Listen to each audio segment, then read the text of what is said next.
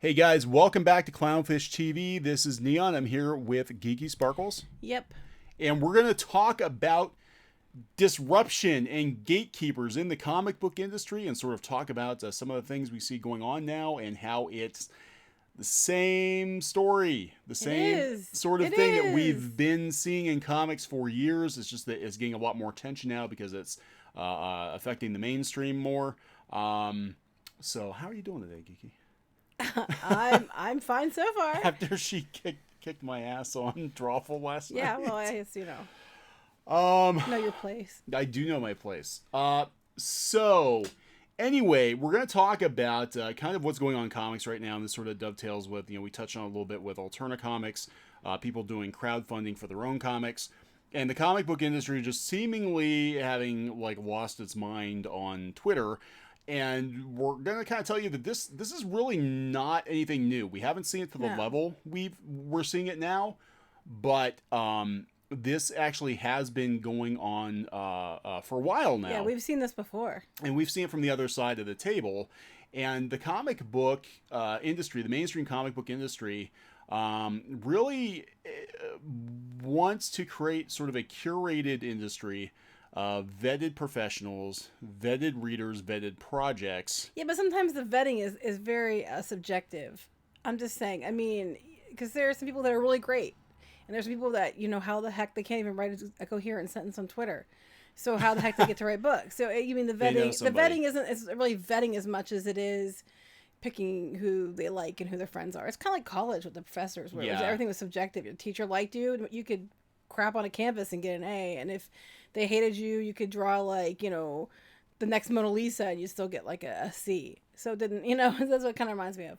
Yeah, well, you had a great series of tweets earlier today talking about subjectivity, and that really is sort of what's been going on in comics. Now, this has been going on for a while, and hey everybody, thanks for coming in. Underworld Dreams said when they didn't do it so publicly. Yeah, it was the secret that no one talked about. Everybody knew existed. Right. Yeah, everybody knew existed. It was an open secret in comics. It's always been an open secret in comics, at least in the last 10 or 15 years.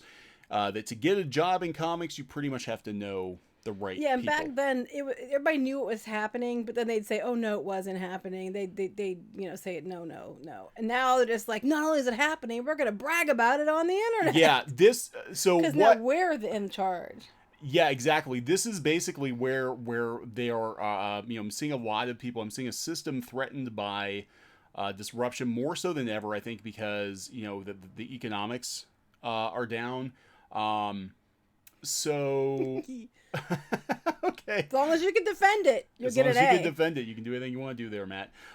So we're seeing the system kind of like fight back, but this has been going on for a while now, ever since pretty much since we've been in comics, about 10 15 years now. Well, our comic itself's been 10 years this year. Well, no, I meant as far as we've been in comics longer than that. Like mainstream comics. Longer. It's been longer than 10 years. Yeah.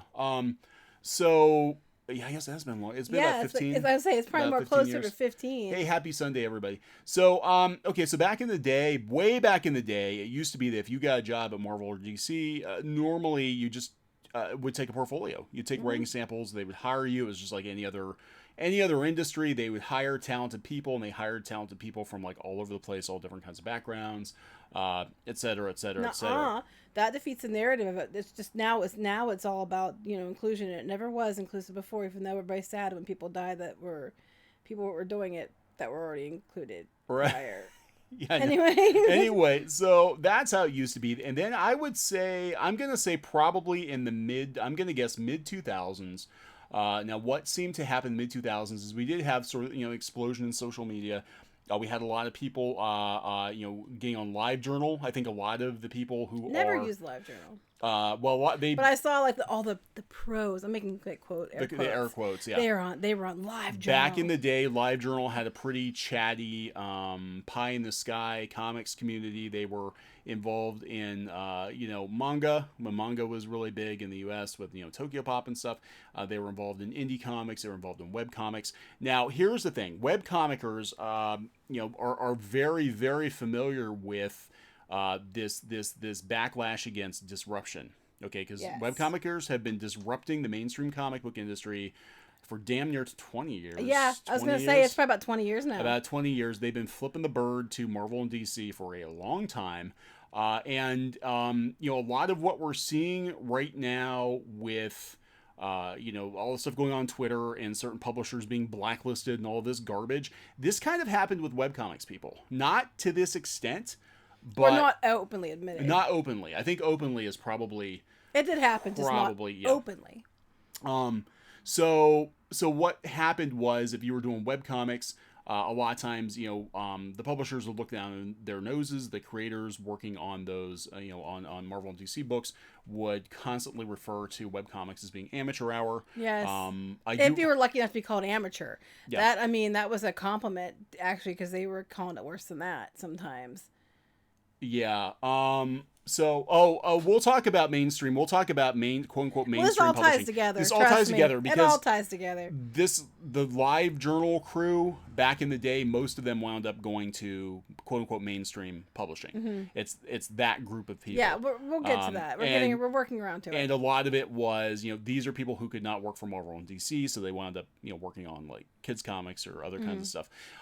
But some of them came from webcomics too. So webcomics people found a way to make comics and make livings. And they made a lot more money. Some of these people made a ridiculous amount of money. They were making so much more money in webcomics. Of course, Marvel and DC, being Marvel and DC, would piss and moan and fume about how, you know, these amateurs were just doing, they're not really comics. They're just, you know, it's just like, you know, they wouldn't include them in awards or anything like that. No, and then when they not. did include them in awards, they gave them their one category. Like, you weren't allowed to, if you were a webcomic person, you weren't allowed to apply for like best writer, best inker, best, you know, whatever, page penciler, whatever. You weren't allowed to do that. You were relegated to your one little webcomic category, which they even pissed on that. But, you know, we'll get to that in a minute. Yeah, they did. So, you know, long and short of it was, you know, webcomicers disrupted things. I think there was actually some shade thrown at webcomicers. Part of the rebellion since 2008. This is what I'm saying. Actually, like, we went before that, but, you know. Yeah. So this is nothing new. I mean, this is, people were like so surprised by this. It's just the only difference I'm seeing now is there's more of a political bent. And more open hostility, you know, but a lot of the same bitching, the same arguments they're going on now in comics Twitter happened on Live Journal back in the day. Right. It's just, it's shifting some platforms. Some of the same people. Yeah, Captain Cummings, award nominate. Yeah, the Eisners are bought and paid for. I'll come out and say we'll talk about that in a minute. Yeah, but anyway, and that goes hand in hand with traditional publishing. So they were treated like amateur hour if you're even lucky enough to call it amateur. Right. Okay, so that went on for a while. And then it went from that to the shift was, okay, well, we're not going to stop them. We can't control it. We can't beat them. So we'll acknowledge their presence.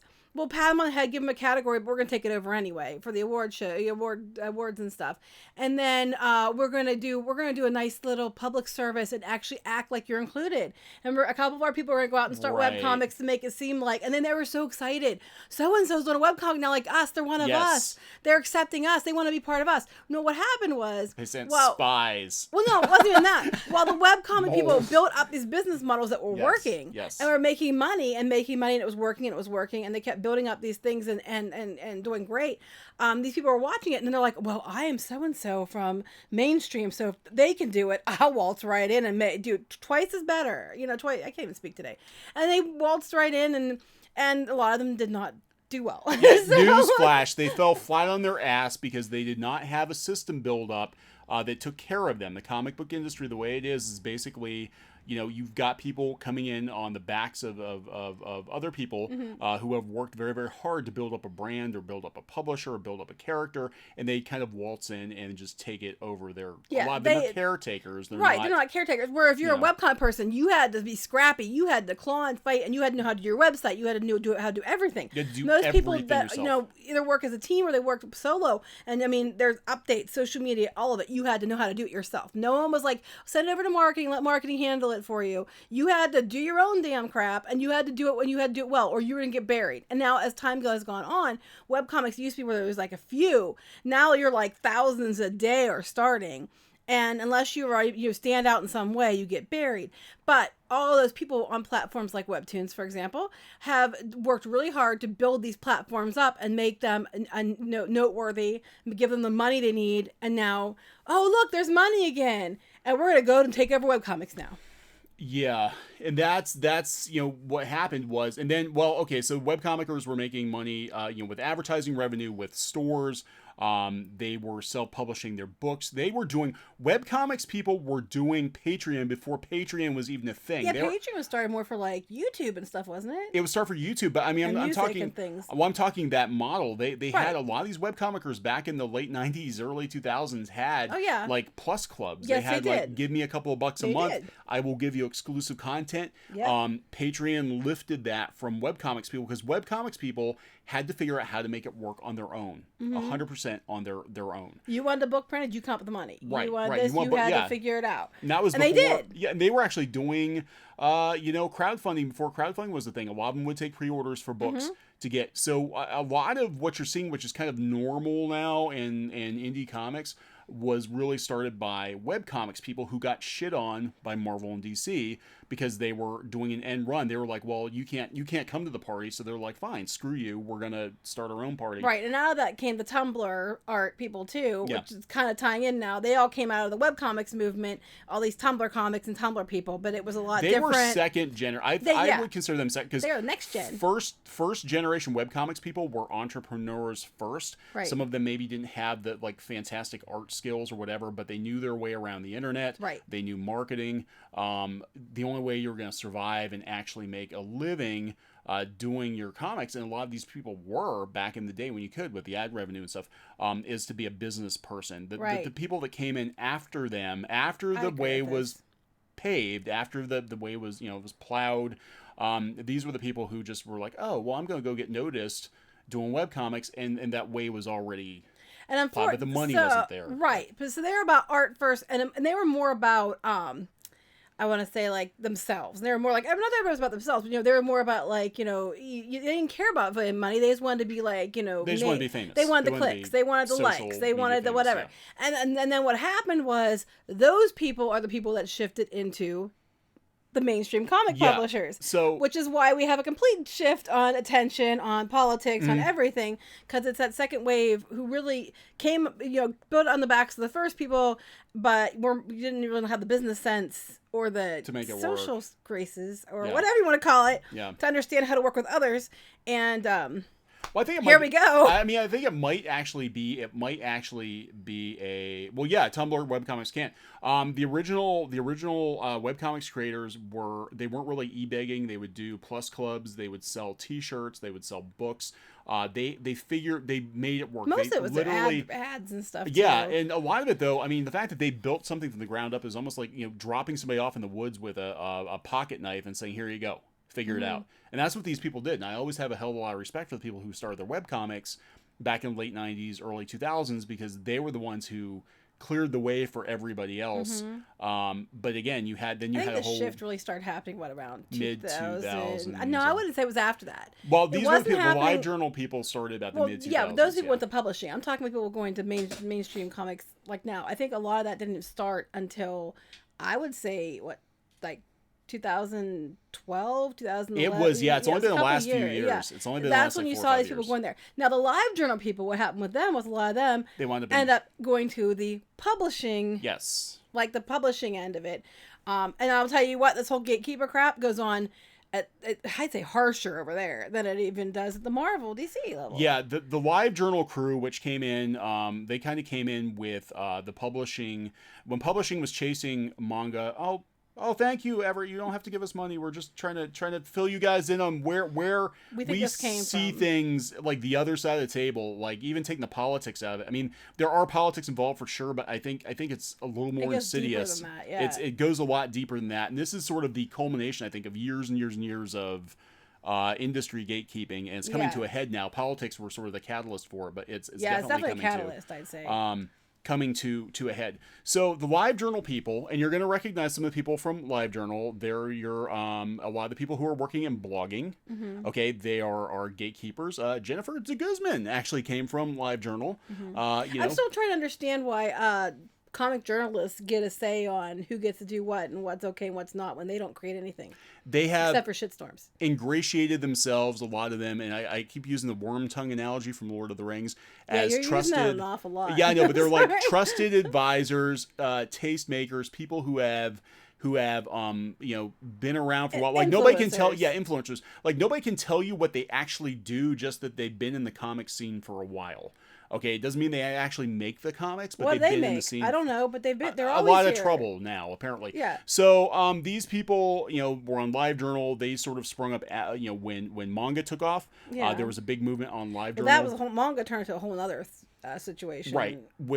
That brought mainstream publishing to comics. Right. So now you had Marvel and DC and the webcomic scene, but then manga blew up. So you had, companies like Tokyo Pop and Viz and all that. And they came in and then they got in bed with the mainstream publishers. Well, then because of manga being a big deal, Scholastic, First Second, they started taking chances on original They started comics. picking up whoever they can grab. Right. They started picking up whoever they could grab. And I think they were starting to pull people from like LiveJournal, because people were using LiveJournal in the early 2000s, mid 2000s, to post comics, to talk about each other's indie comics. It was pre-Tumblr. It was pre-Tumblr. Yeah, LiveJournal is basically, you want to know where Tumblr hit, like LiveJournal was pre-Tumblr. So they were using LiveJournal to post comics, network with people.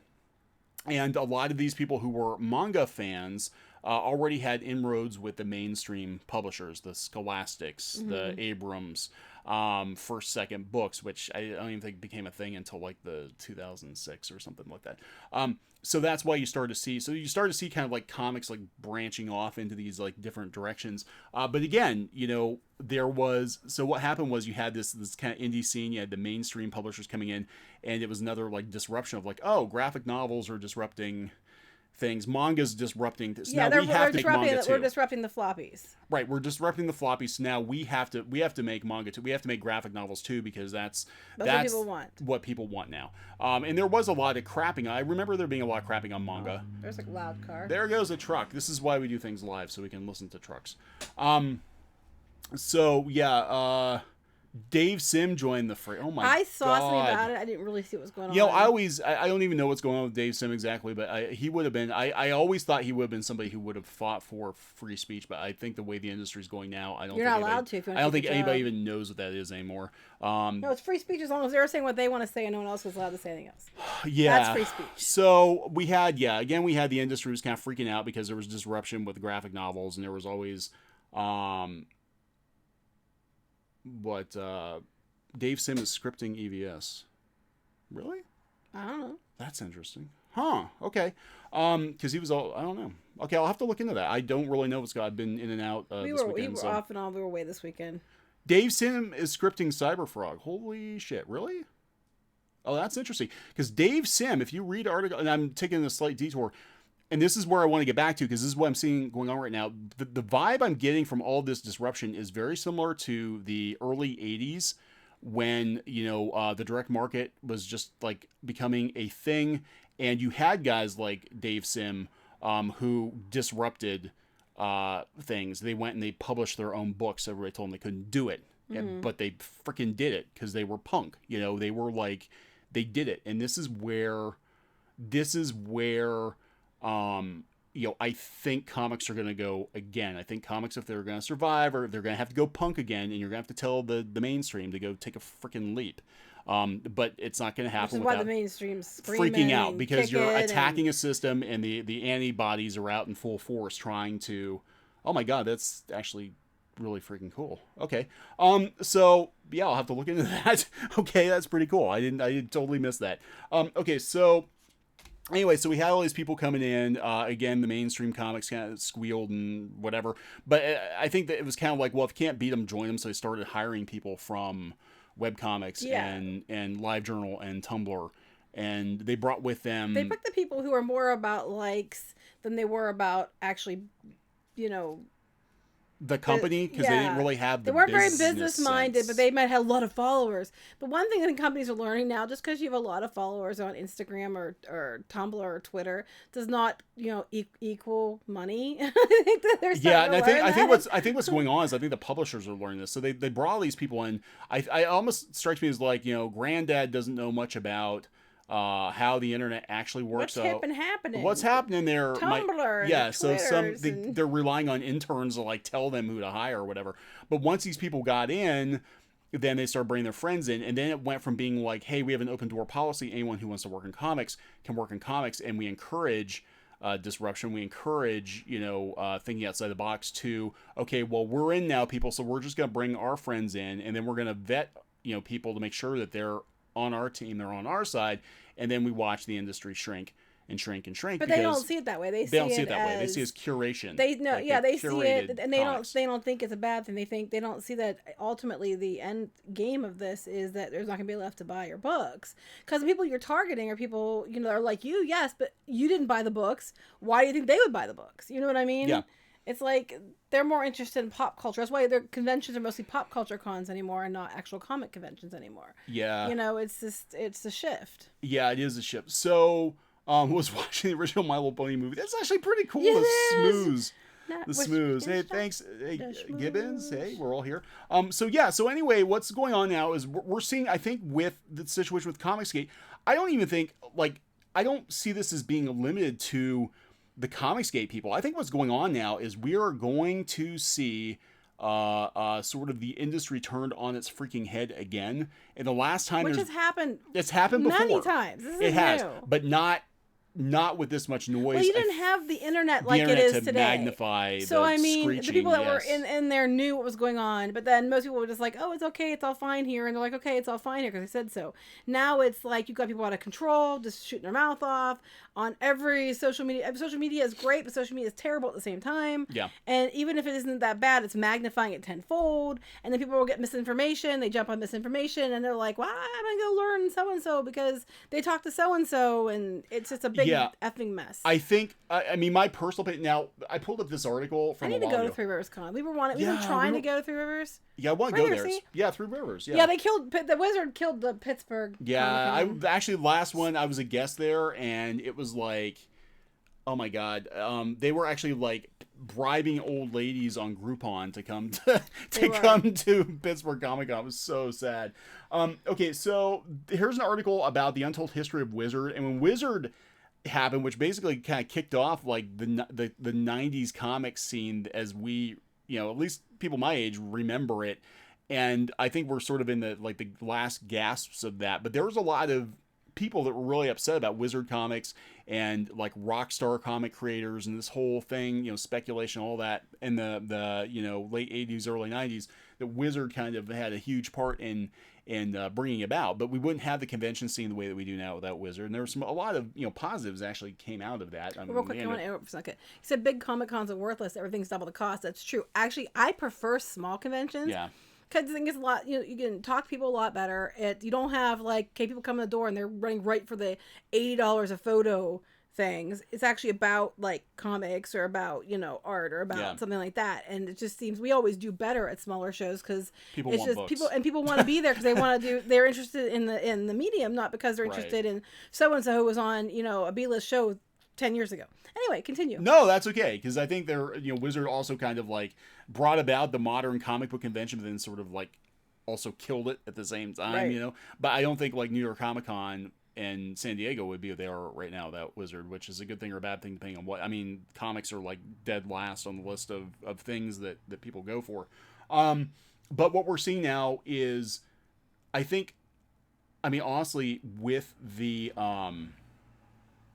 situation that's going on Twitter right now, I think that the Comicsgate situation is actually the tip of what will probably be a bigger industry-wide disruption. I think you're going to see I'm sorry, I'm laughing because it's true. Sorry, go ahead. Oh my God, all Pittsburgh comic conventions have freaking fudge vendors. It's the only place you can get fudge. It was one year it was the battle of the fudge vendors. They had 3 fudge vendors, and the next year they said only one person can come. Yeah. Anyway, continue. Sorry. That's okay. I was distracted by fudge.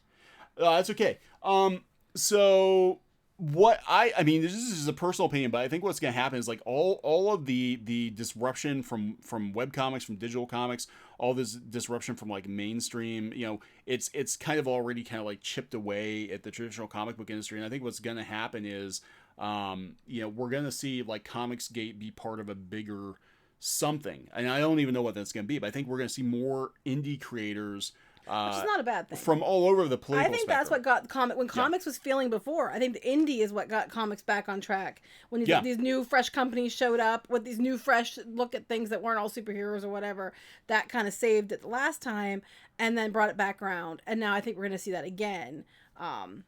But indies have been around. Yeah, for and it's that. Webcomics I is mean, very indie. Dynamo's mentioning Image. Image they were a huge disruptor back in the day. A lot of the stuff is so sad to see Eric Larson repeating things that Marvel repeated to him when they all quit Marvel to go start Image, where they're like, "Screw you guys, this system doesn't work anymore. We're going to do it our way." And then they've turned into the exact same thing that They turn into what they hate. Yeah, which is what I'm seeing all the time with these people on Twitter. It's like they keep yelling, "I hate people who do this, this, and this," as they are doing the exact same thing. And I'm just saying back, like, yes, but. Yeah, and so, but you're saying it's almost like this. I think people who are reacting so negatively to the disruption, the reason they are, again, I think they're trying to hold. It's a control issue. They got control, and they're trying to hold on to that control. But I think what the future of comics is going to be is absolutely going to be a 100% meritocracy, because I think you're going to have to cultivate your own audience. It's going to go back to what webcomics has been doing. You're going to have to build your own audience. You're going to have to market to that audience. You're going to have damn good material so they buy it again and again and again. And there are some people who coasted in who are not going to be part of that, and they know it, and I think they're completely freaking the hell out. Go ahead and read those two things, and I have a couple things. It's a mistake to talk about comics in isolation from the rest of this. Normal people are getting pissed. No, I think that is happening. I think people are. I can only speak really for comics, because we've kind of seen it from the other side of the table, and we've seen it happen. We've seen it happen over the years. Like, we know how the game is played. You got to know the right people. You got to have the right agent. That hasn't changed. Have the right. Yeah, this is not. The gatekeeping is really bad with publishing. It's really bad, and it's just moving. That it wasn't as bad in comics, but now it's becoming that. And what's going on now is that's all shifting into animation and into all these other things, because the same people are moving to there, and they're taking these ideas with them. And it's just a big cluster. I don't even know. Yeah, I think what's happening is you had a period of time where you had higher ups in these companies who weren't maybe familiar with anime or comics or video games or whatever, just sort of like green light. Well, this kid's fresh out of college. They have to know what they're talking about, and they brought their politics with them and their friends with them, and then it's we need to reach a demographic, these younger audiences. So these people who clearly have all these followers, they must know what they're talking about. The difference is on Tumblr, you might put some art up that's that Tumblr art style, and then have a lot of social commentary that a lot of people like all agree with, because you're kind of this thing. Everybody like thought the same way, was staying together. So it was an artificial look at numbers. You know what I mean? Yeah. No, I know. It's just a... Gurney Halleck says there's crazy-ass gatekeeping in written word book publishing. Yes. Yeah. This is what I've been trying to... we've been trying to tell people, everywhere. like, what you're seeing at Marvel and DC right now has been going on with the public, like Scholastic, like For Second, the mainstream publishers. It's the same kind of gatekeeping where you have to be... They believe they're creating art. I think like money is secondary to these people, and there is a crazy ass amount of gatekeeping. You have to know the right people to get the right literary agent. With comics projects at like Scholastic and First Second, there are only 2 or 3 literary agents. The agents, same for I think prose is the same thing. You have to have certain agents that right can get who you know in. certain editors at certain publishers.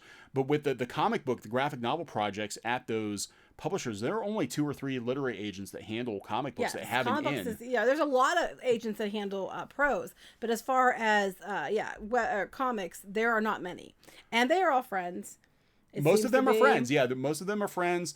They all travel in the same circles, and so that's why you're keeping the same types. The same people, even though some of them have admitted publicly that their books do not earn out. They keep getting chance after chance after chance. That's what makes me mad. Very inbred. I'm gonna have a moment situation. Here. This is what makes me mad. If you have somebody who keeps doing books and then their books don't earn out, because that means they're not selling well enough to earn out, and they're at $1 bin at like the book sales and stuff. Why the flip do you keep giving them book deals instead of letting somebody else have a turn who's waiting, who may perform better? This doesn't even make sense to me. It's like, if these people, they might do better. Let's give them a chance, but you don't. That's why there's so few book deals that are comic book done from those publishers a year anyway. You might have like 10 slots open, and of them, like right from the gate, like 7 are already filled with the same people who get them all the time. So 3 new people might come in. And that those 3 new people might get a chance. So it's very hard to even get looked at. Curated because they want the right people.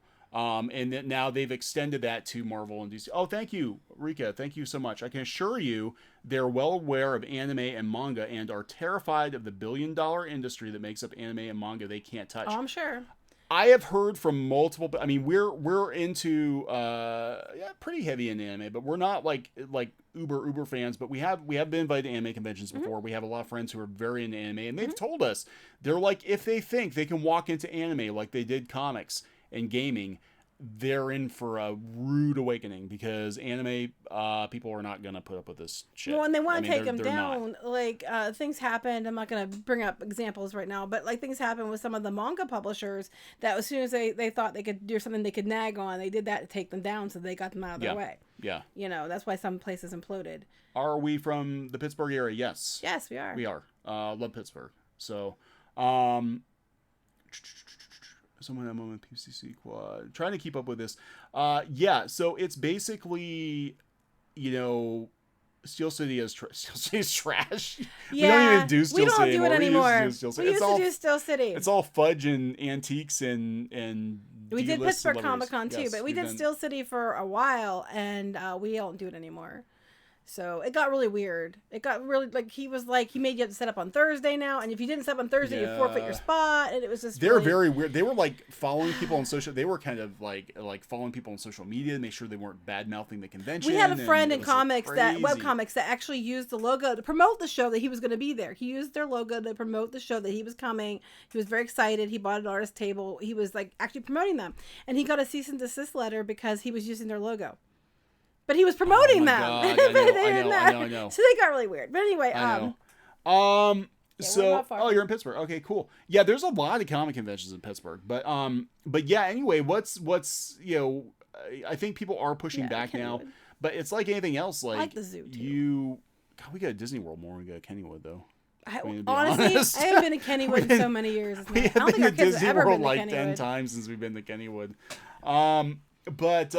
So, you know, we've kind of seen this from the other side of it, and it's very and a lot of it is, I think a lot of these people come from, it's like the Brooklyn comics scene, like a lot of these indie creators from like, you know, the Brooklyn, well, I think New York. It used to be that they were all in New York, so if you hung out in New York, they picked the people they know. Yeah, they picked their friends, and that's it. You got some people that got in, and they picked their friends, and they picked their friends, and then eventually it got to a point where it was just this, like, you know, unless you were part, and that's kind of what the comics community, it was like you had to have somebody let you in the back door.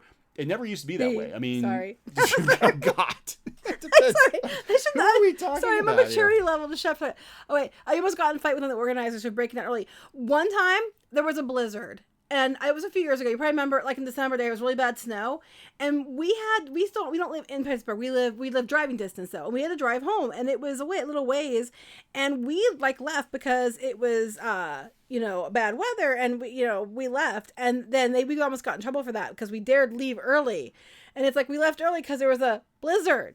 Yeah, I'm just saying. I know. Anyway, but yeah, go ahead. Oh no, some folks are asking about New York Comic Con. I agree with Captain Cummings. People keep telling us to go to Anthrocon. People keep saying we need to go to Anthrocon. We've been told that.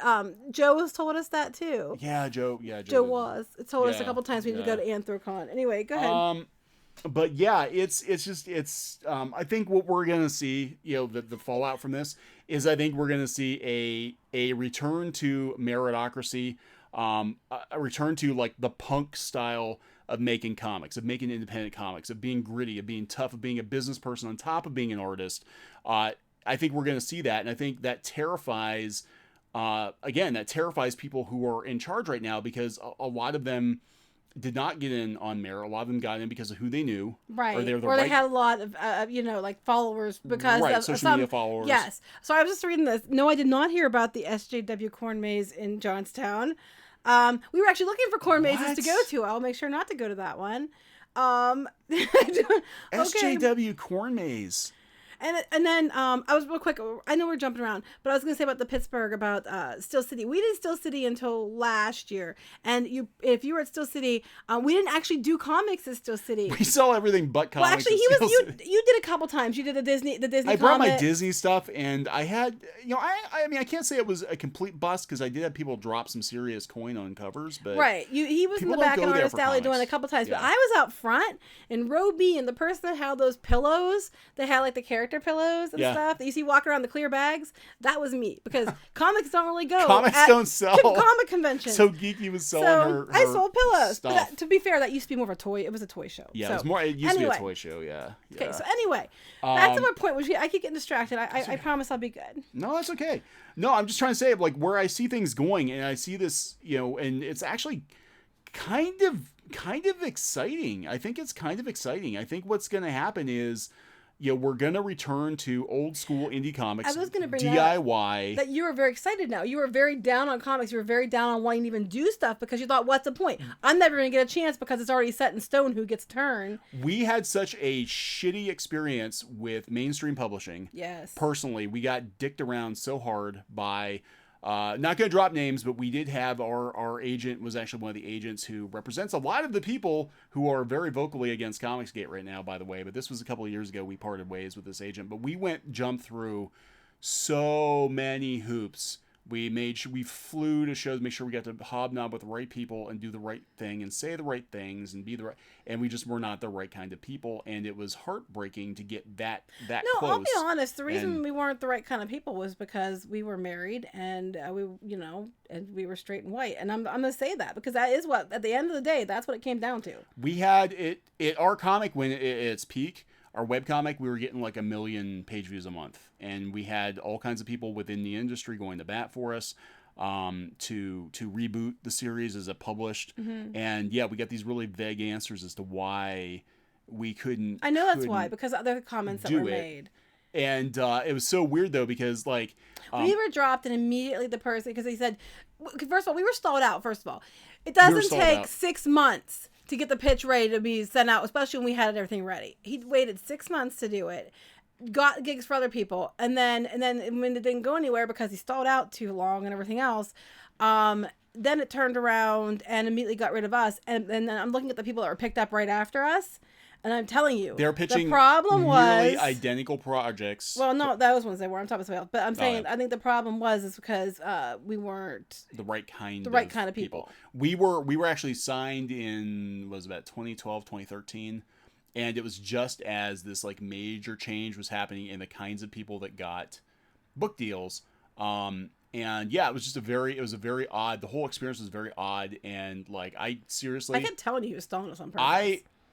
I mean, seriously, just wanted to give up on comics. A couple of our professionals. I didn't want to do comics. A couple of friends of ours that are professionals and work in comics were like, it does not take this long. After I kept saying, he's stalling us out. And then they actually came and said, no, he's stalling you out because it shouldn't take this long. He used a couple connections you had to get some deals for other people, dropped us. Yeah. And then immediately right after that, the people he picked up right after, or some people that were I don't want to name names, but the people we've been talking about recently, a couple of them got picked up right after that, made a big deal how they talked to an agent and they got picked up. Yeah. Yeah, I'm not going to say, you know what, I said that. Yeah, I mean, as a professional courtesy, I'm not going to, I just said that to him because he knew what I was talking about. And then 2 or 3 of them got picked up right after. 2 of those people moved on to animation. Yeah, I'm just saying. So, yeah.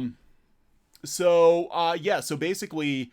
well, actually, I'll tell you how we got dropped. How we got dropped was we did an end run around the agent and made some connections at an animation studio ourselves. And that's what got us dropped. Because they did not like that. When we got tired of waiting for him. We got tired of waiting for him. And then, so the ideas you had for animation and working in animation that's out there now, you mentioned, and amazingly enough, some of these people got put on a couple of projects. That person's clients got put on similar projects right after we mentioned you wanting to do them. I'm not saying that it was, but it was a very odd after this person was trying to get me to pony up a lot of my connections. And you asked about a specific project like, specifically, right? And then all of a sudden the other client gets put on the project and we get dropped. But the other, is what on Webtoons.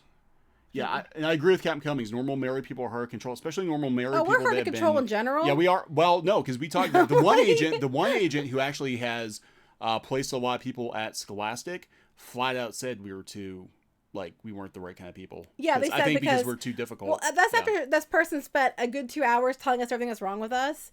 And then trying to beat us down so we do whatever they say. And I told her she's full of horseshit, basically. And I was like, well, okay, screw you. So we're hard to control. I'm hard to control. Yeah, but you tell me no, I'm going to be like, watch me.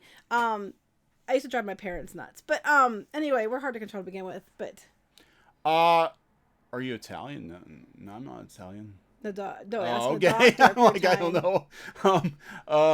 Yeah. So it's anyway. The point being, like, when we tried to in comics, we got to like almost to the top of the mountain. We tried to do an end run around the system, the gatekeepers, and it fought back by dropping us like a freaking hot But that rock. didn't Like, that didn't stop us because we still went on to other things. We got to do pitches and stuff and things like that. yeah, it didn't stop us. But Well, welcome, Grimlock Steve. Thank you. yeah, welcome.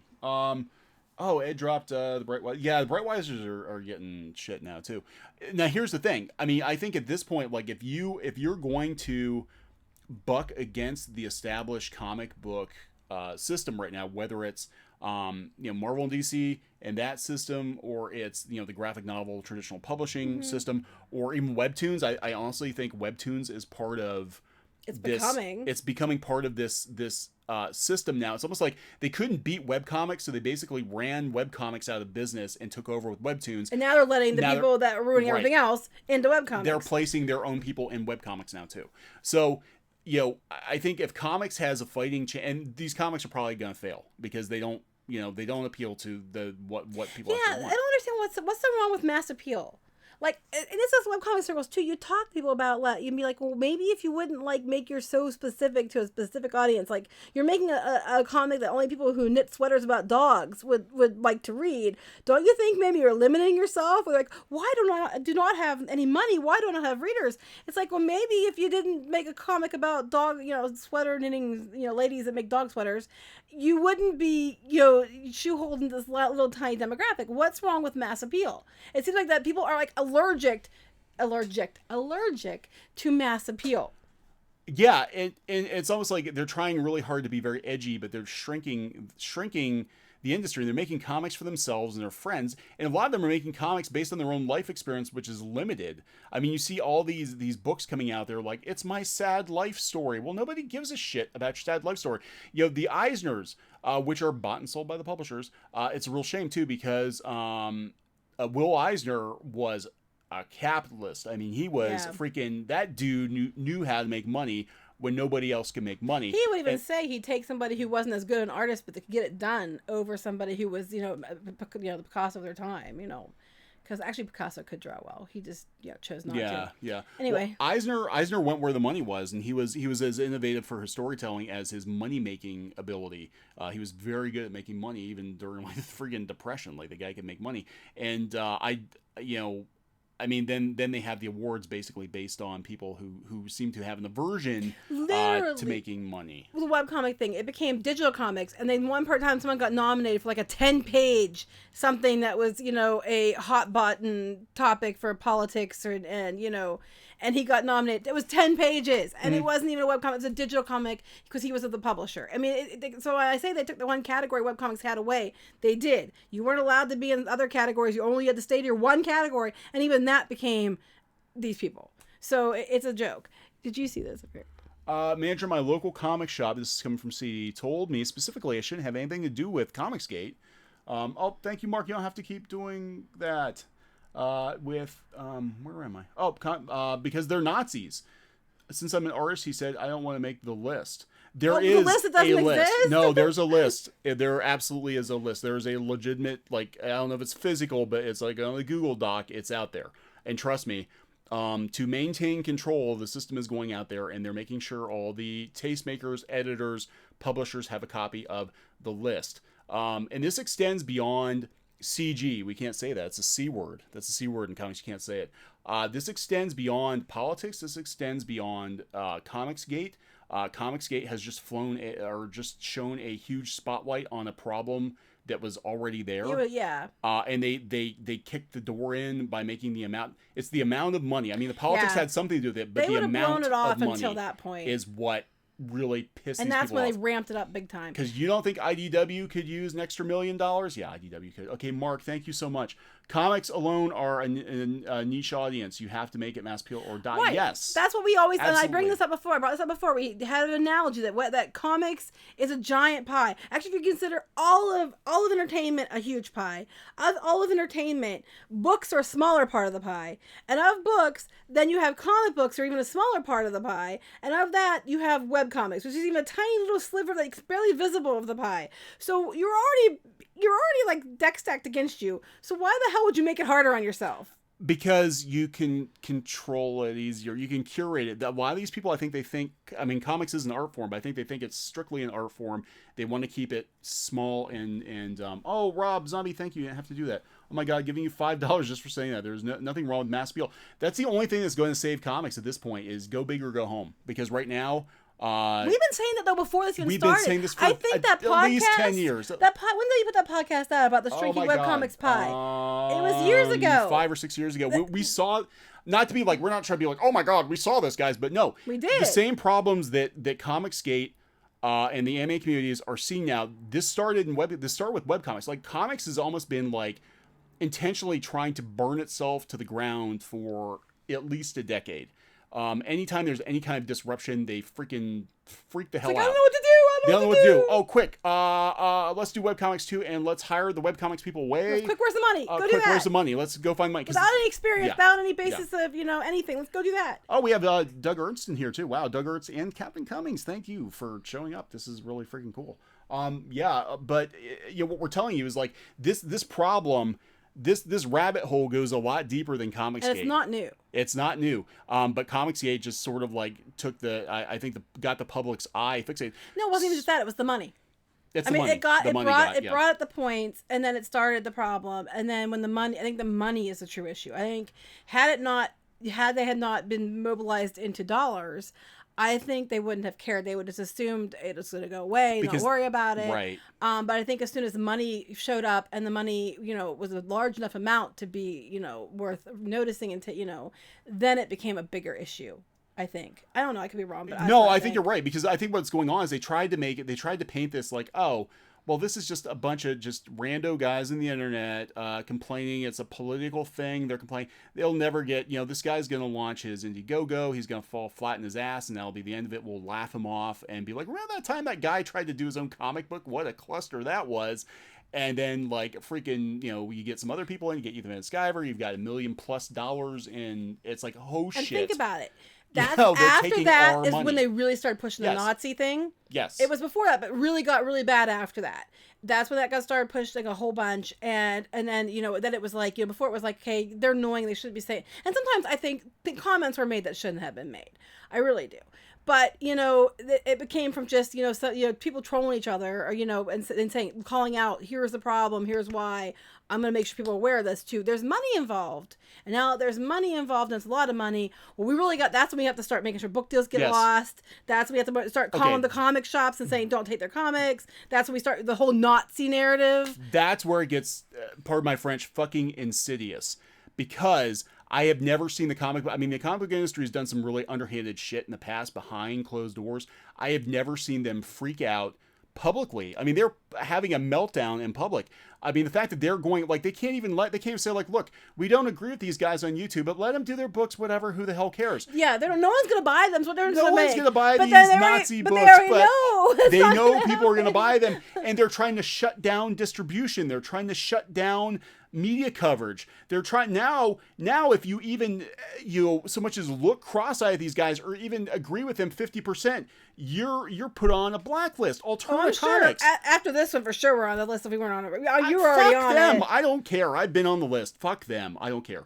So Alternative Comics has done nothing wrong. Peter Simeti, consummate professional. He's out there today saying, make sure you go. That's great. You're buying books from me directly, but please make sure you go out and buy them from your comic shops because they need it worse than I do, and we need to keep comic shops in business to keep the industry good. He's out there saying that, and they're still like, I'm not. Just so you know, I'm not doing a book with him anymore. People are out there throwing Peter Simeti, freaking one of the nicest guys in comics I've ever talked to, throwing him under the bus.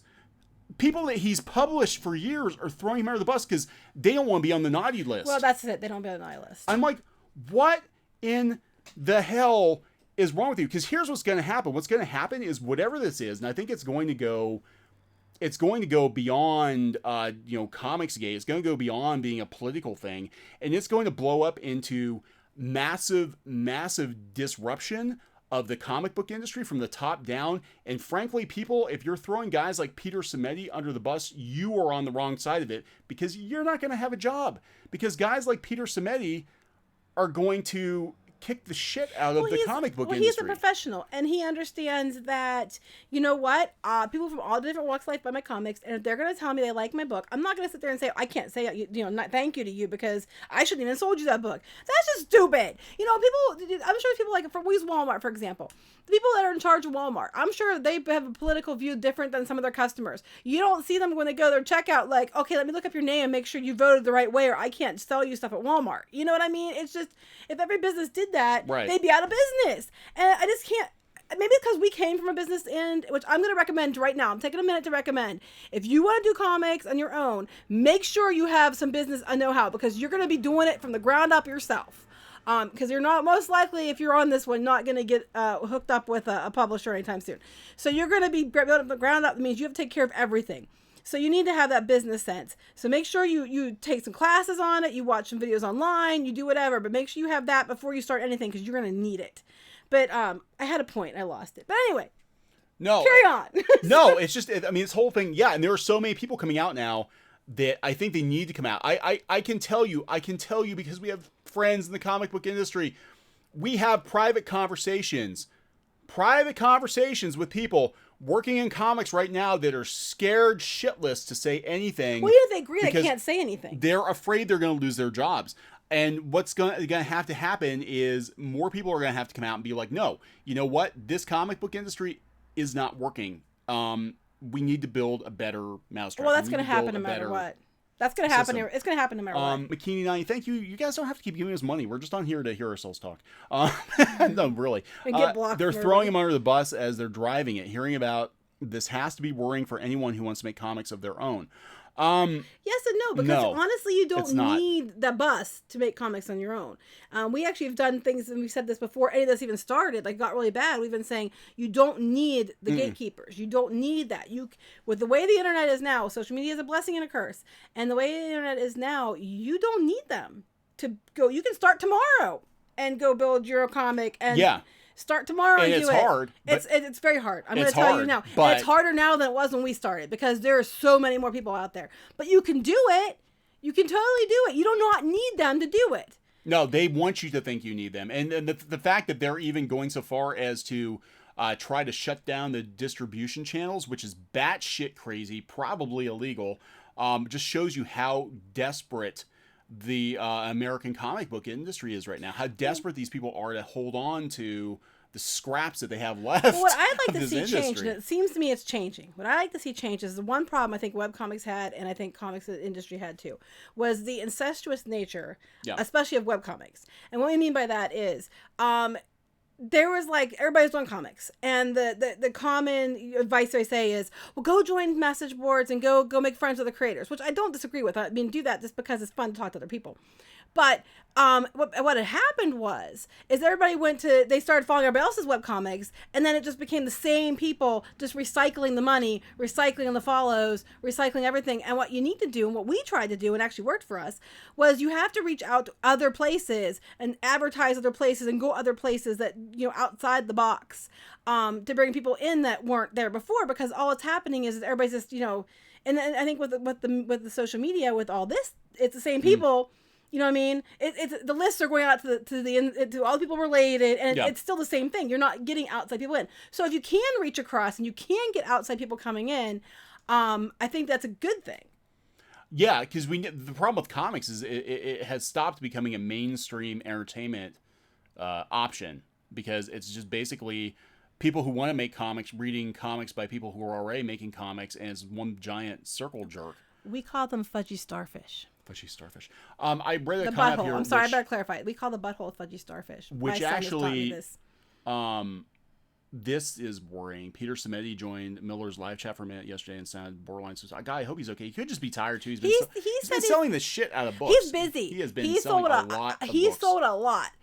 He was gonna come on here. I don't know if he still is, because he's so busy now. But as far as I know, this week you might be talking to him sometime this week. Peter's supposed to come on the show, and I would love to have Peter on the show, because this is what Alterna is doing now, looking for distribution outside of Diamond. keeping the prices affordable. Which is what I'm talking about. And they are absolutely doing. I think Alterna is sort of like leading the charge, or hopefully leading the charge in what needs to happen to comics to get comics to become more of a mainstream pastime again, versus what we've been seeing over the years, which is it's become a curated, tiny hobby, a paid hobby with a bunch of paid hobbyists and their friends, trying to get into like Dollar Generals and Walmarts and that sort of thing. That's what comics needs to do to survive. Right, and I think that's the way to go. And that kind of goes back to what I'm saying is if you keep putting it in the same circles in the same places, it's just the same people recycling the money and talking to each other. You need to go out there and get it out to a wider audience, get a mass appeal, and bring new people in to try to break it out of the incest cycle that it's become. I was looking at this up here too, about everybody copies everybody else's videos and they look the same. And it's like, that's why we try to be different. That's why we do this. And then they go and do unicorn glitter poop videos. Well, because we don't want to just talk about, but I mean, comics, it means a lot. Just like if you guys knew all the shit we went through in the background, I could write a book. Been going through shit for the last like 10 years. Just to get the gifts you did get even before you did webcomics were hard. No, and I'm not even a conservative, and I've had all kinds of problems because I didn't subscribe to the same. But it wasn't really, that didn't really matter back much then. Until... It didn't. It was just we didn't know the right people. If you don't know the right people, you don't get work. I mean, it's just the way it works. You don't get covered. You don't get journalists to cover you until you've been vetted. It's going to have to change because those people can sit on their little island by themselves.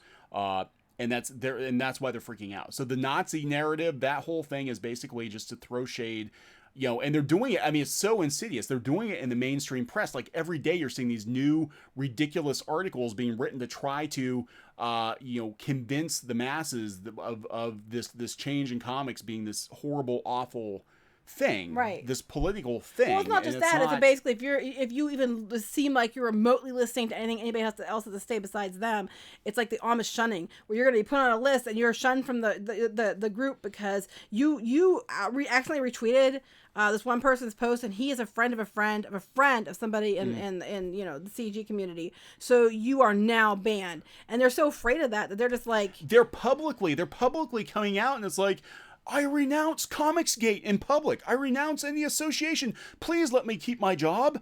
And some of the people that are doing this are like throwing themselves down the ground and with fistfuls of ash. Like, I know them. And I'm like, dude, you do not believe this horse shit. I know you don't, but I also know you're trying to keep your job. But you can partially agree with somebody and not fully agree with them, and it's still okay. You can still be friends. I just don't get it. Hello to Rich at Art, because he said he's new. I was gonna bring something else up, and I can't remember what it was now. Oh shoot!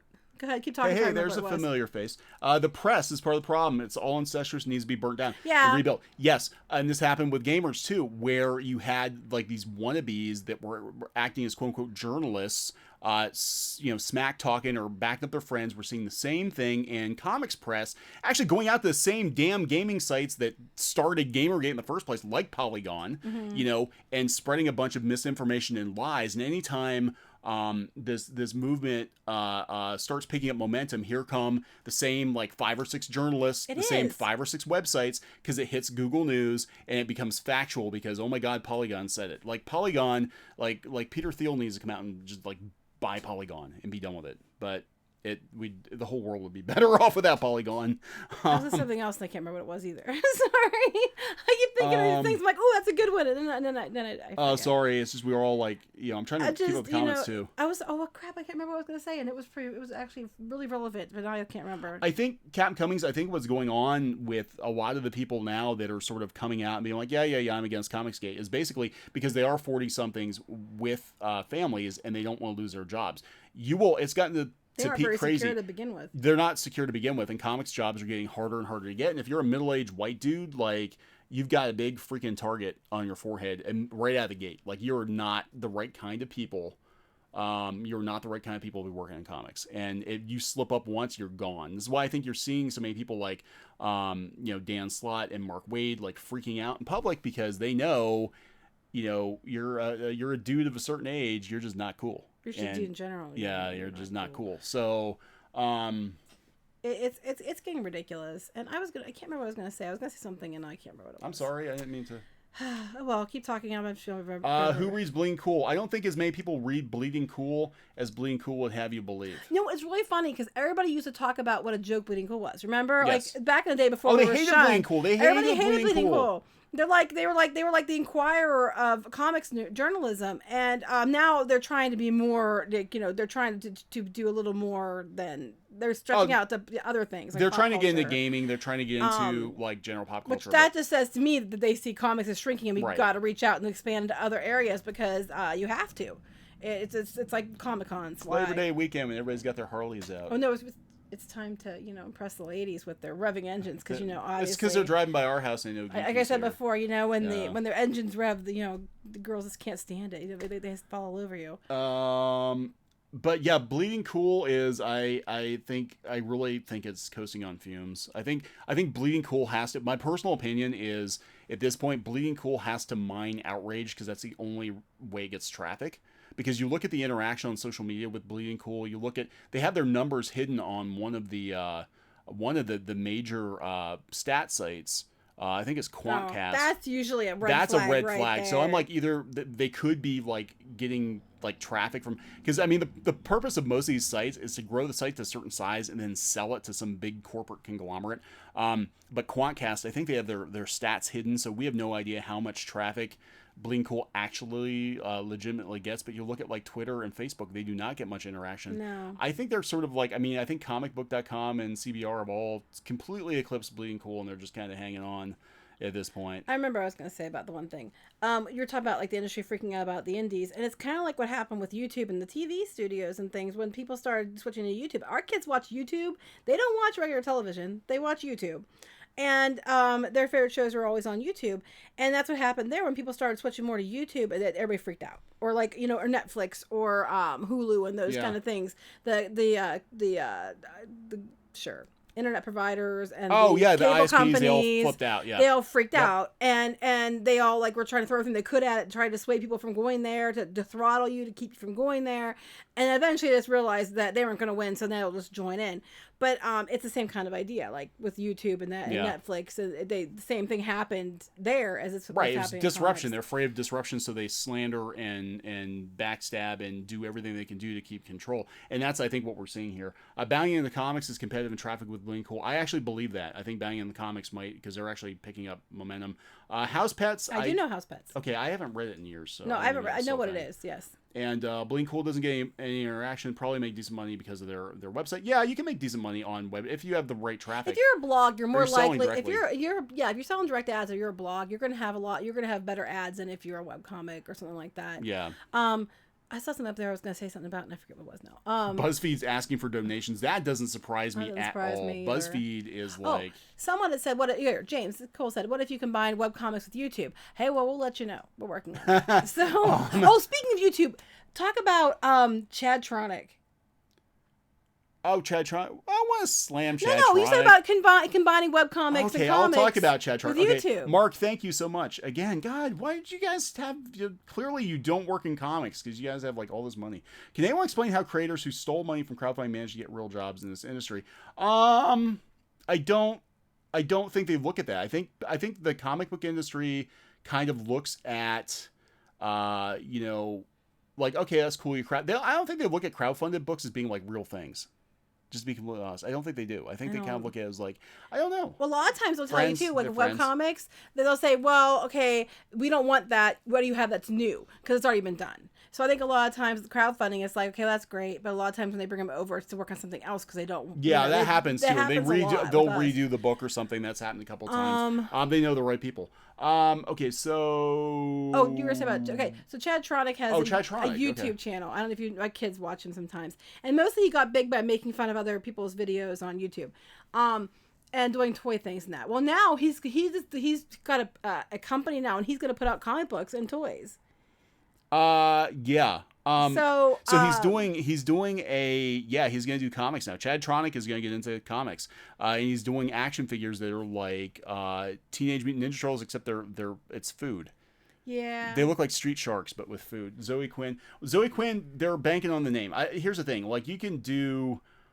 I mean, I think it's just they're just looking at the name like, oh, Zoe Quinn, she's a buzzword. It'll get lots of attention, and That's it did. what they do. It did. They're gonna buy the book just because her name is on it, just because of the controversy surrounding it. I have no question there. So, yeah, Chad Tronick is doing a comic book series. It's like Teenage Mutant Ninja Turtles, but it's with food, and I can't remember what it's called, but it looks like a cross between Food Fighters and Teenage Mutant Ninja Turtles. But he's doing comics. And the intro, he got the guy to the Ninja Turtles song. Do the intro. No, Power Rangers. He wrote Power Rangers. Yeah. So it's like a totally 90s thing. So anyway, that was something popped up. We said people doing comics and YouTube, and we want to try to do something with that just to see, as an experiment to see what happened. Somebody Northeast Dynamo, Slate, Polygon, Salon, BuzzFeed. They're all downsizing and laying off. Yeah, and here's the thing. I think advertisers aren't really flocking to promote on those sites, and I think they're too controversial.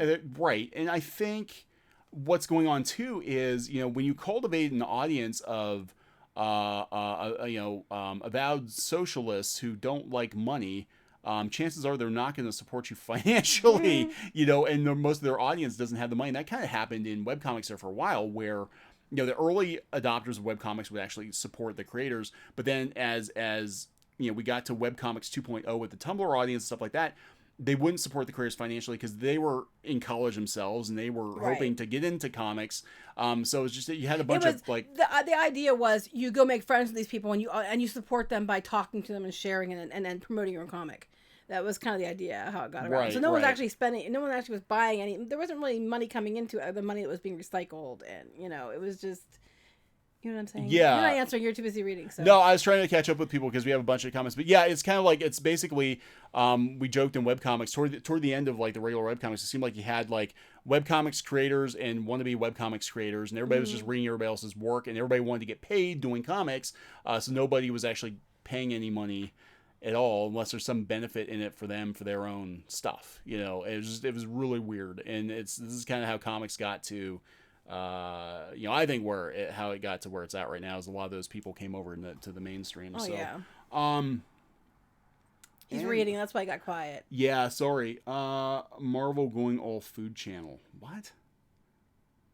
I have no freaking idea. Yeah, that's what they want. They want people who don't like comics, don't have money, and don't buy comics. They're like, well, they'll understand us. They'll buy comics, and they're not buying the comics. No, and yeah, it's just, these are people, a lot of people that they appeal to, like on social media, on Twitter, they follow them because they want to make comics too, but they're not actually going to go buy the comics. So I don't know, but yeah, it's I don't know Chad Tronick. I have no idea who Chad Tronick. I mean, he's like who he is. Your kids. No, I know who he is, but I don't know him personally. I just thought it was interesting that he's. I personally think it looks stupid, but that's just me saying that. I could be wrong. He's like, I don't even think he's 30. I think he's like 27. I don't know, but go him for trying something. I mean, at least new. I'll give him credit for trying. Well, I wouldn't call it original. But I give him credit for trying something new. But he's doing what I think they're doing with Crunchyroll, which is taking things people like, and he knows there are things people like, things that he liked. And for a first project, he's going to try to do something familiar because it's going to have a mass appeal effect, which I can't go in somebody for that. Right. But the jokes with modern Marvel comics, I think it's because hipsters love Food Network. I think that's probably what it's as simple as that. Danny Phantom, I like that. Dan Phantom was okay. Yeah. Marvel Eats the Universe. Marvel has people cooking on their YouTube channel? For real? Marvel being a lifestyle brand. Yeah, I think this is. Marvel Eats the Universe. This is on this is on a Samanat because I think she's using Marvel as a kind of a step stool to get into another branch in Disney. I'm just gonna say, my personal opinion, when you eat food, you could turn around. You could have another channel about. Never mind when it comes out. Marvel. That's Marvel's. That's because Marvel eats the universe, but then the result would be Marvel shits the universe. So I'm just saying. This is just Marvel trying to stay relevant. That's funny. I find that vastly entertaining. Oh my god, I don't even pay attention to Marvel's. We know why they're doing that probably because they have like nerdy nummies and stuff like that. They were doing whatever's popular. They were doing. They have a lot of people watch their show and everything else, and they're probably thinking, "Oh well, we can't get into YouTube on this stuff. What can we get to YouTube on? We'll use that." Yeah, it's pretty sad though when like, and this happens a lot with these brands. Like if they do it badly, where like the, the geek podcasters would ever get more traffic than the official channels, and I've seen this happen multiple times, multiple occasions. We've talked about it for something else before. Yeah. Marvel's outsourcing their comics to other publishers who are flying in the industry into the ground as a gatekeeper move hidden under a helping hand. Yeah, we've actually been saying and that's kind of what I got, kind of dragged into, put on the Comicsgate radar, I guess, because that's what got you in trouble. Day job is actually we run a Disney fan blog, and we speculated that Walt Disney Company, being the Walt Disney Company, will not keep Marvel comics going the way that it's been, because it's not profitable enough for the Walt Disney Company, and people freaking flipped out. I had no idea there was any kind of Comicsgate anything going on. I'm just saying, like, hey guys, just FYI, the way that Disney runs its operation, like, Marvel's not pulling its own weight. They're not. There's no reason for them to keep Marvel Comics in business, and they might just job out the superheroes to other publishers, which is what they do for all their other properties, their ducks and movie stuff and all that. And people flipped out. I mean, they just completely flipped out. And that's kind of how I found out that this Comicsgate thing, the C word, was actually going on. You really started getting blocked for saying that. Because I started getting blocked for saying that. I'm like, I'm not even involved in this. Like, I don't even do comics anymore. Like, I don't care. Yeah, so... Marvel's copying trends with people. Yeah, comics used to copy a trend. Yeah, shade people copy and stuff. And that's exactly it. I think Marvel Comics is trying to stay relevant. I think because the movies have completely eclipsed everything. Well, anymore, it's just Marvel. It's just everything is being rebooted. It's just there's nothing new. It's all the same stuff, or it's made to be like a carbon copy of something else. It's like originality is frowned upon, and originality I think is what's going to save things, not kill it. Yeah. Marvel's lending, it's like, as far as I know, it's just the old ages stuff for now. I don't know if they will move more stuff over there. I mean, it might be a case of like, they move the lesser properties, the books that don't sell a whole lot to Marvel. I don't know, or to IDW. The doctor said Disney isn't in the business of propping up money-losing divisions. Yes, they're not. They've closed down divisions that were doing well, because it didn't fit with whatever they were moving into. And I got into somebody, oh my gosh, they tried to argue with me. Well, they're not going to close down a 70-year-old company because they need it for the movies. I'm like, no, they took the people that they got the movies from and moved them over to the MCU. And they're still taking a lot of the movies from the comics that are already established. They have thousands and thousands of stories to draw from.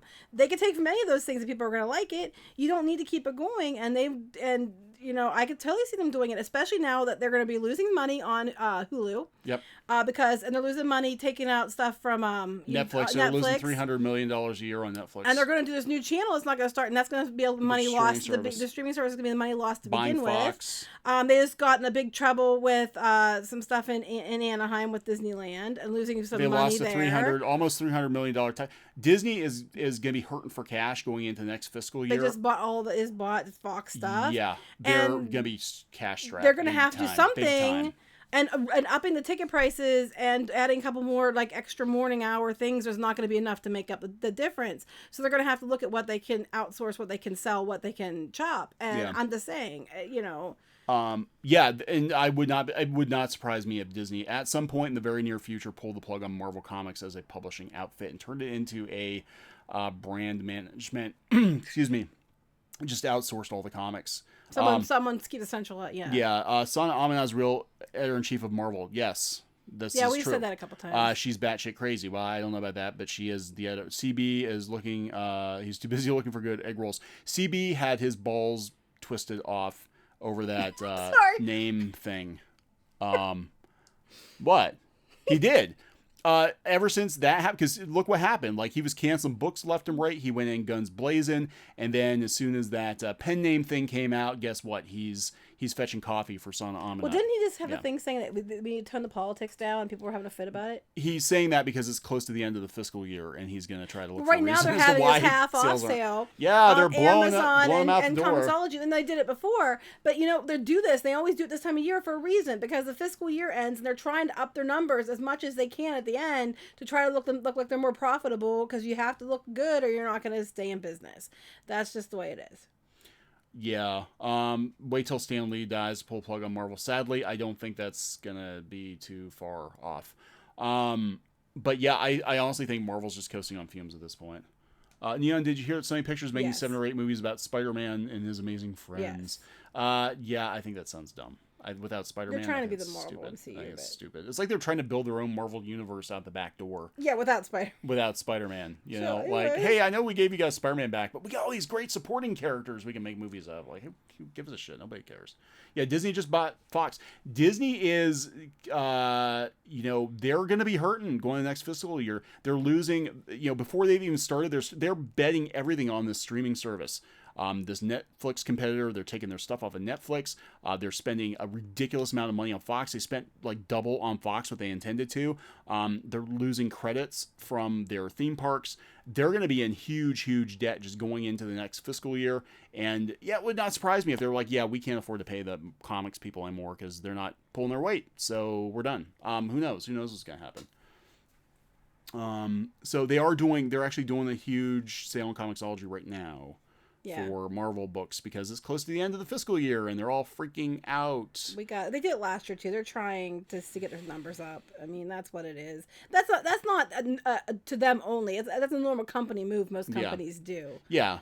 I mean, that's not just exclusive to Marvel. Yeah. So I don't know what's gonna happen to Marvel. I just know that Disney is a company and they're all about profit and they will absolutely cut divisions loose that aren't performing if they have to. I'm just saying. But we're gonna have to get going, guys. This is like real late. I have to go make dinner first. Yeah, we have to go. Yeah, that's right. You go make dinner. Well, actually, I was gonna make you make it. I already chopped the stuff that you were gonna make was it, gonna but make you dinner. know. But yeah, we just wanted to kind of give our opinion here. So, at least on my end, I'll let Geeky say something here. But I'm saying I think where comics needs to go right now is they need to go punk. They need to find out what worked back in the day when people did indie comics without any support system in place.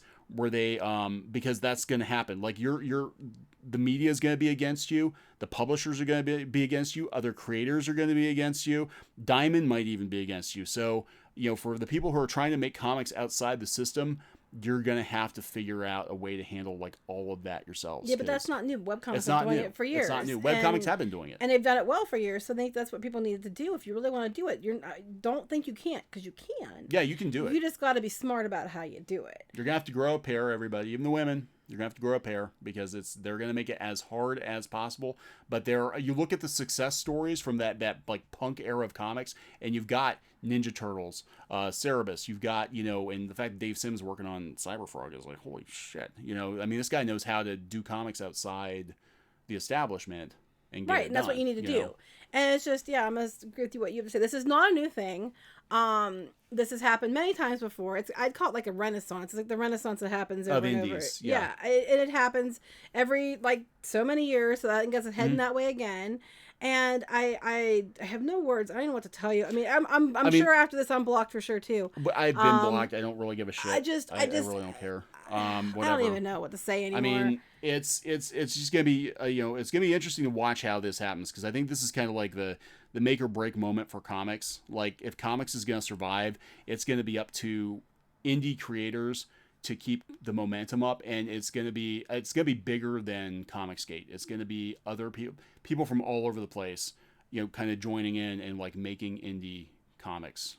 I think it's gonna get worse before it gets better. Yeah, I think they're going to try to shut down any distribution. They're going to try to shut down, and then like 20 years from now, just make your own. Just make your own. That's what I'm saying. Make your own distribution. There's no rule saying you have to, do it that way. There's no rule saying this. So, and I found people who do better are ones who think outside the box and find new ways of doing things. Because if everybody copies everybody else, you're never going to stand out. If you copy a bad business model, you're gonna freaking fail, because you got a copy of a copy of a copy of a really shitty thing. And right now, I mean, like, Diamond's the only game in town, and it's a stupid. The way the whole thing worked is dumb, but it hasn't been challenged in so long. And I think this situation is going to challenge not just with the Comicsgate, but just in general, like how how do we bypass, if we don't even have the media for us, we don't have Diamond on our side, we don't have, how do we bypass all of that? You make new media, you make new distribution. Still get our because you're comics viewed out as a coup. I mean, I'm just gonna tell you straight up. Everybody who's like, wants change is gonna be viewed as a coup, and they're gonna do everything they can to stop that coup. Yeah, it's a coup. That's exactly what this is. And they're gonna do what they can. So, but there's nothing saying in this day and age, with everything being what it is, there's nothing saying that these publishers won't work with us. Go make up new ones. These distribution places won't work with us. Make up new ones. Comic shops are going out of business. They won't work with us. Go open your own and be like, I'm going to work with people and, with these people and, this kind of thing, and just behave better. I mean, well, that's what they're going to have to learn. I mean, the big takeaway from this is the people who are going to survive whatever comics becomes next are going to have to be really good at connecting directly with their audiences. You're not going to have publishers and agents and marketing people and your posse to run interference and make an audience for you that you can just kind of move into a pre-built system. You're going to have to build from the ground up. Don't be so quick to assume Diamond's against what's going on right now. SJWs have been hurting shrinking Diamond's business for years.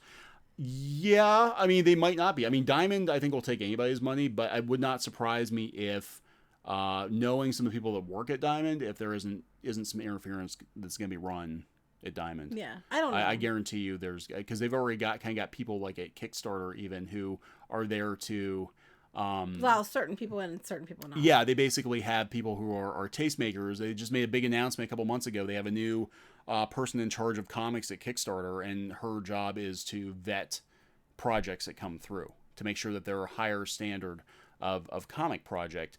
So, I can see this is why everybody's probably going to Indiegogo, honestly, because I think it's going to be harder to get certain projects through. Yeah. But I mean, just because, like I said, just because some people are blocking away doesn't mean you can't do another. Webcomics have done it for years, successfully. And then new publishers came out of things, right. new places came out of things. It's not impossible. Webtoons is where it is because of webcomics. Yeah, Webtoons is where it is because of webcomics, and now they're basically turning into the gatekeepers of webcomics now too, which I don't like. They build it on the backs of indie creators. Comicsgate Army is getting stronger each passing day, thanks to the pros virtue signaling and lying on Twitter. This is what blows my mind. Like they're actually burning down their own house. They're burning down their own house, because all you're doing to catch a couple people to catch up. It was like we talked about Mousetrap the other day. If you've ever seen the movie or Mouse Hunt with Nathan Lane, where these guys, these idiots, destroy this mansion to hunt down one mouse, and then at the end of it, they find out if they work with the mouse, they make more money and they're all happy. But it's just crazy the extents that these people are going to. It's like, guys. You can't walk this back. You've already made yourself look like asses there are so many people who are watching this that aren't saying anything.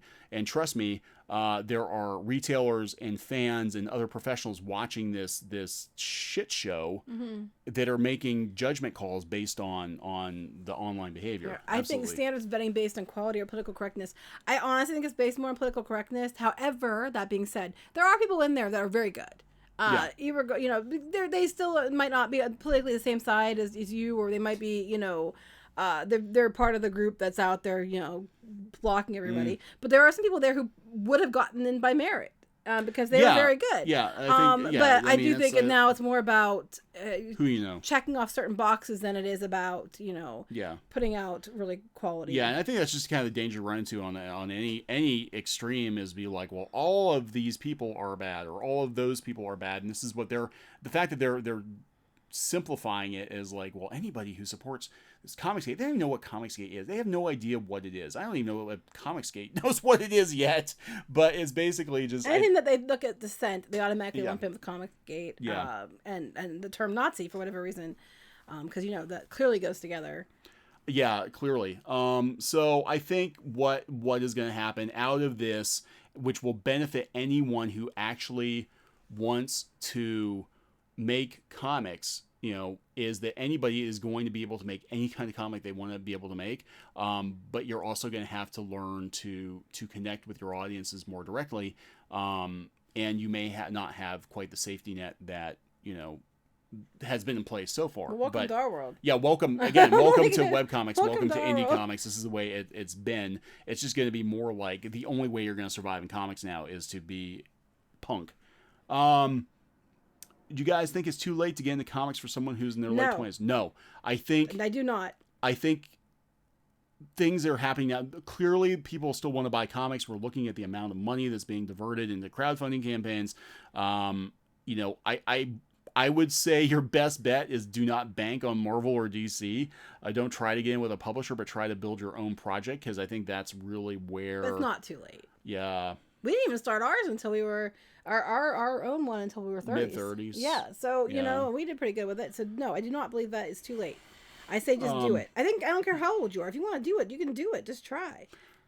Yeah, Overstreet is done. Well, yeah, I mean, it's true. I'm just saying that there are like curators, even at Diamond, who I know for a fact are very SJW, who kind of make the decision on what books get, you know, like Steve Jeppy himself doesn't really have a whole lot in the day-to-day of the books that get picked to be included, not included, but there are younger people who do, and I don't know what's going to happen.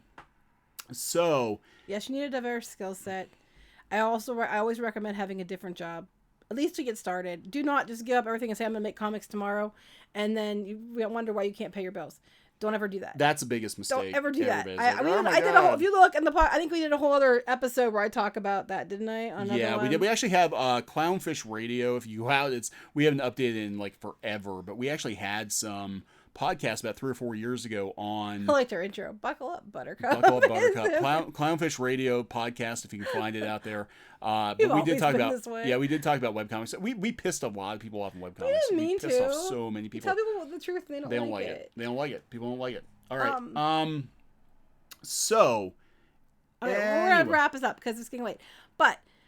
you know, I'm sure to go to Twitter, I'm going to realize that I'm going to have lost like 30 people when after this is over. I don't even, oh, you saw that, you read, yeah. read the I was gem like, one? What the hell is that? You know, the gem. Do you think all previous... I'm still mad about that. I I'm know, still salty Gem, that was such a missed opportunity. Why did you do that? Do you think all previous properties should never be rebooted? No, I think it depends on the intention of the reboot. If it's just a quick cash grab, or you want to take something that has an established fan base, turn it on its ear just to pander to a particular demographic, I think that's a bad idea. If you actually want to bring it back because these characters meant something to a previous generation, you love it and you love it and you have respect for it. If not, just create something new. Like there's no... I think the reason they do reboots though is because these toy companies, these different companies own the property, and instead of having to spend money on a new property and something original, there's going to reboot something that's, you know, tried and true and they already own, and that's stupid. So anyway. We really need to we need to wrap this one up. But yes, make sure you guys keep checking out our episodes. I can't even speak. It's really hot in here. It is very hot in here. And it's very hot in here.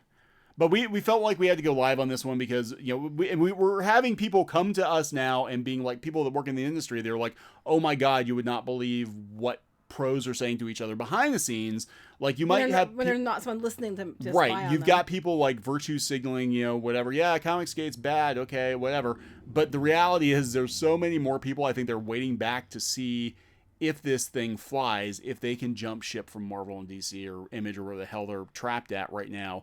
And that's going to be the future of comics. You know, the thing is, whatever the next iteration is, just make sure you don't bring the really shitty people along for the ride, because they're just going to ruin it again. Yeah, that's going to happen. You know, that's going to just ruin it. She-Ra would have to have new molds. Well, that's not the only problem. The other problem was a lot of their molds, they'd use the base mold, you know, for the toys, and they'd have repaint. They paint them for different characters or add different parts.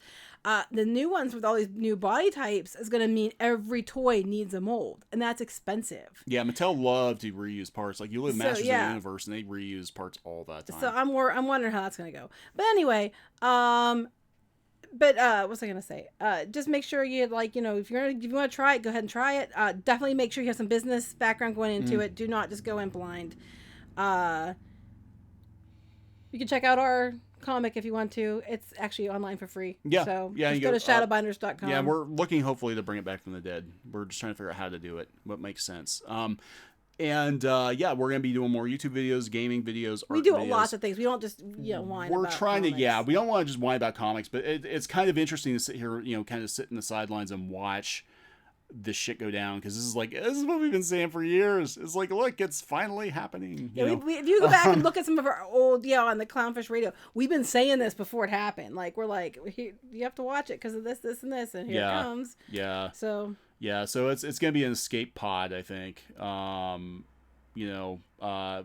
Comics Gate spaceship. We're getting really hot because we're like. I know. Brains are frying. Yeah, we have to turn the air conditioner off because the air conditioner is next to the mic, and you guys would just hear like the air conditioner Summer the whole will time. not die. Summer will not die. Summer needs to die. But yeah, I'm excited about what's gonna happen. I think this is really where, and Jeppy got into comics back in the day when all these indie creators were doing this stuff, and it's happening again.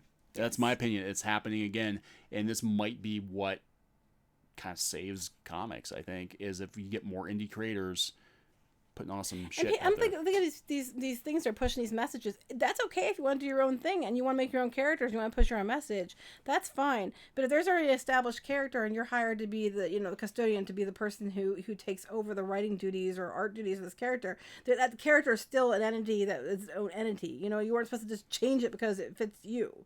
So I'm like, but feel free to go out and do your own stories on that, and if people want to read it, they will. I'm like, I believe in the free market. I think everybody should be able to put their stuff out there. Not Jack Boxford. Yeah, that just was weird. That was weird. That game is like really weird. We're gonna do some more. I think some We Happy Few. We'll do some more retro games. Looking at some other games to play that would jive with our audience. So we're trying to figure out what everyone wants to see. I'm not against things. I'm not against things like that. I'm against doing it for no other reason other than to shock effect. Yes, and hit a checkbox. If you can show me that it makes sense and that it fits the character and it is actually a logical progression, then I can tell you I can get down with it, because I'm like, okay, that fits the character. It's fine. At the end of the day, I look at it is this character, does it fit the character? Was this character this way and there's a logical reason why suddenly the character's another way? If the answer is no, then it's probably more because of a checkbox than it is because of any legitimate reason other than we want to change it because we want to change it because we're in charge. Yeah, or you have introduced some new character like 2 months before the character takes over the mantle of whatever hero. That's dumb. If you have a character that's been like Jane Foster made sense. For that made sense because Jane. It made sense. Rhodey makes sense. That but makes sense. Introducing new characters just to have them take over the mantle just because. I think if you're gonna if you want to have characters that represent a certain demographic, a certain issue, I think you're better off to have a new character that embodies what that is, instead of taking an existing. I think that's a cheap way to just take an existing character and change them for no reason at all other than to hit this whatever this push point you're trying to make push point. And I'm like, if you really you just make a new character, that's awesome. How hard is that? Apparently it's pretty hard. It's harder than it is hard because you have to get you have to go through the copyright and all that and the trademarks. Well, that's the thing too. I mean, that's a whole other thing. I don't know. Marvel doesn't seem to be creating very many new characters now, I think, because of all the issues. I'm just saying, if you can make it make sense and it fits and it feels natural, that's one thing. But if it's just a forced, you're just doing it because that's my agenda this week and the writer on it wants to be that because that's what they are, then it's an OC version of the original character or the other character.